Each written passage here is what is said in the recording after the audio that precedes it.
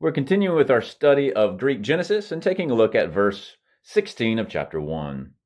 Kai poiesin hatheos, tus duo fosteras tus megalus, tan fostera tan megan, eis archas tes hemeras, and then we'll continue with the verse here in a minute.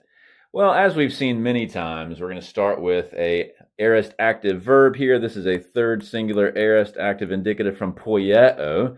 And so God made. Now, what's interesting here is that if you remember back to the very beginning, this is the same verb used in 1:1, where the Greek translator, instead of saying create, which is the more natural rendering of the Hebrew bara, chose to use poieo. And so God is making yet again. Now, what is he making on this particular day? He's making fosteros. Notice this is repeated. That is the word for a light-emitting body of some sort, or some sort of orb in the sky that emits light in this case. And there's going to be two of them, the two lights. And he starts by calling them both megalus here. That is from megas, which means great. So he's making two great lights. But he's going to tell us more about the first one. Notice, because of the verb here, you have accusative, accusative, accusative.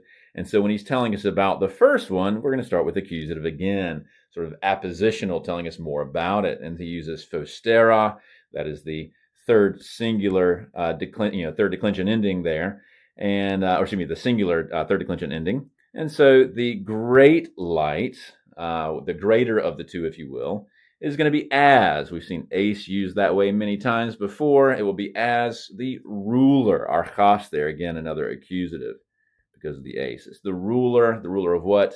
The day. So, and God made the two great lights, the great light as ruler of the day. And then, finishing the verse, kai tan fostera tan elaso eis archastes nuktas, kai tus asteras. I love that little added bit there. So now again, continuing these accusatives here, he's telling us about the second light. He's repeating fostera. And then we have the descriptor here, elaso. That is a comparative form, a comparative adjective. The root form is elakus. It means lesser or less. In this case, it's comparative. So the lesser light has a job to do. He is as the archas, the ruler once again, just like the sun of the night here. This, of course, is referring to the moon. So God here has created the two great lights around earth.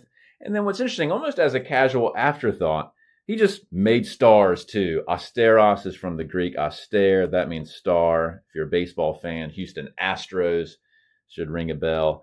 And I just love that. This is true in the Hebrew too.